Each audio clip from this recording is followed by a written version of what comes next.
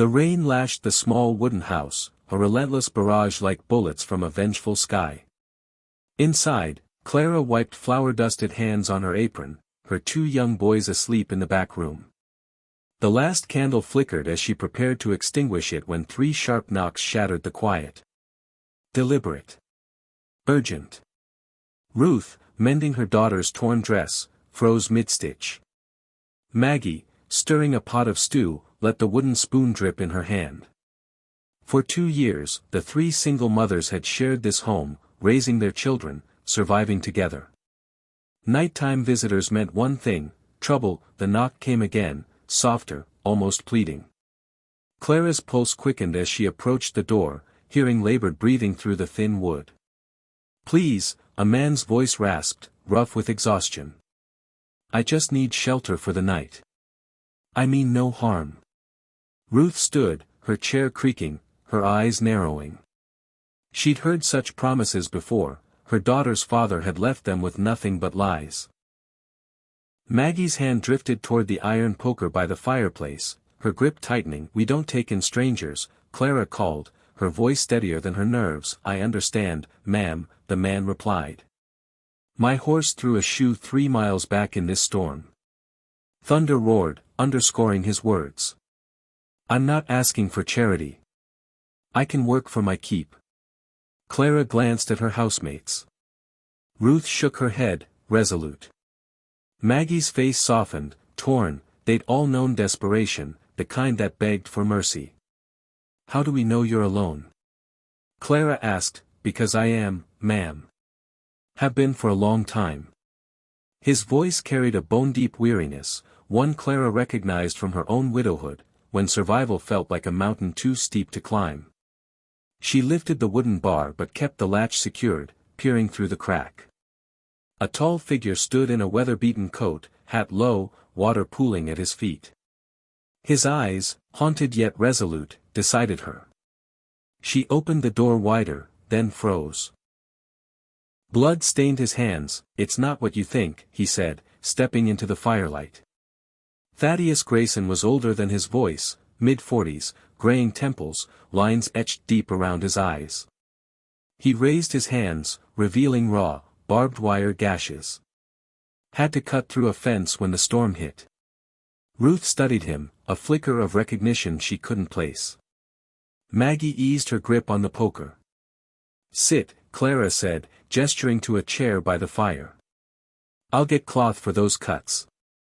As she moved to the kitchen, Thaddeus hung his soaked coat, revealing well-made clothes, not a drifter's, but not lavish either.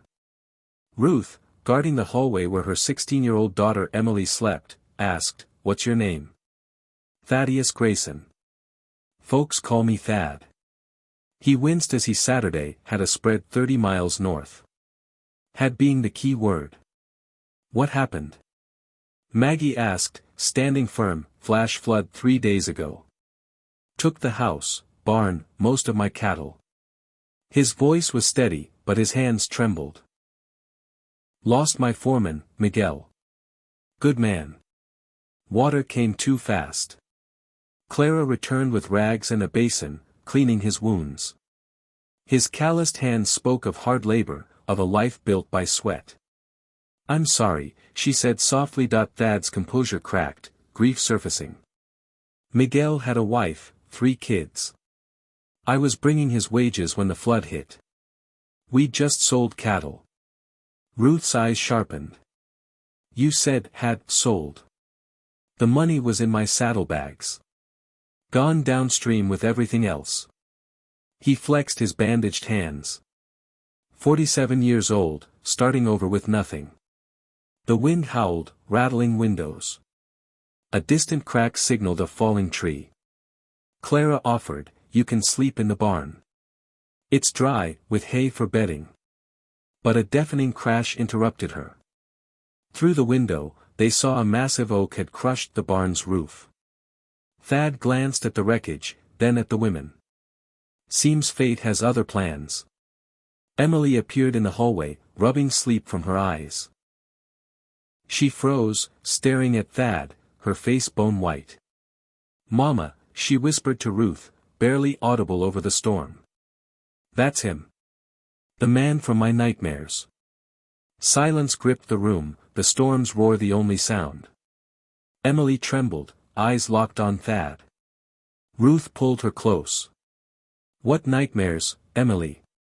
Thad stood slowly, hands raised. I've never seen her before, I swear. But Emily's whisper cut through, liar. You were there at the river when Papa, her voice failed. Ruth's blood ran cold. Emily had witnessed her father's death 3 years ago, ruled an accident, too much drink, a fall from his horse into Miller's Creek.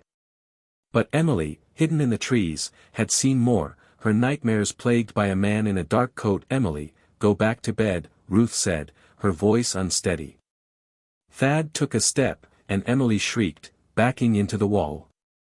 Clara and Maggie closed ranks around her. I won't be accused of something I didn't do, Thad said, voice firm. Ruth demanded, explain how my daughter knows you. Thad hesitated, a flicker of recognition in his eyes. Maggie caught it. You do know her. I found a man at Miller's Creek, face down in the water, Thad admitted. Tried to pull him out, but he was gone. You pushed him, Emily accused, voice small but fierce. I did not, Thad said. I tried to save him, but it was too late. Why not report it? Clara asked. Thad looked at his hands. I'd been drinking. Had my own troubles. Sometimes good intentions look like guilt. Lightning flashed, casting eerie shadows. Emily spoke again. He had money. A lot. And you took it. Ruth's knees buckled. The money, the anonymous gift that bought this house, their salvation after James's death. She'd never questioned it, desperate for a miracle. It came in a package, she whispered. A note said it was from James, his final gift. Thad's eyes closed briefly, the pretense gone. He had a letter for you and Emily, saying goodbye. He'd planned to end his life that night. Ruth swayed, Clara steadying her. Emily's tears fell silently. The money was in his saddlebags, Thad continued. Borrowed against your house, meant for gambling. I made sure it went to you instead. You played God, Maggie said coldly. I did what he should have done, cared for his family. Thad's voice shook. I kept it from his creditors. Ruth grappled with gratitude and rage. You let me believe he loved us enough to provide. It was a lie. Emily's voice broke. Everything was a lie. Clara peered outside. Riders, she said, spotting lantern glows approaching. Thad joined her, grim. People looking for me. James's creditors, dangerous men. They know about the money. Ruth asked, panic rising. The bills were marked, Thad said. If they're here, they know where it went. Hoofbeats grew louder, voices demanding through the storm. They want their money back, Thad said. Plus interest. Plus punishment. Emily grabbed Ruth's arm. Mama, there's more.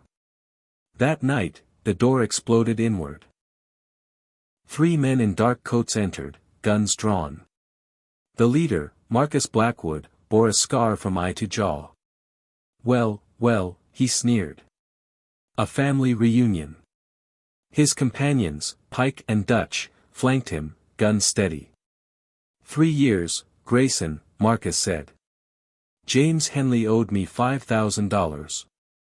His widow spent my marked bills. It's not how it looks, Thad began, but Marcus raised his gun. You rode off with my money after James's accident. Marcus turned to Clara. Lady, this is about principle. Nobody steals from me. Pike shifted nervously. Boss, maybe we take what's here and go. Shut up, Marcus snapped. To Thad, where's the rest? James borrowed $5,000.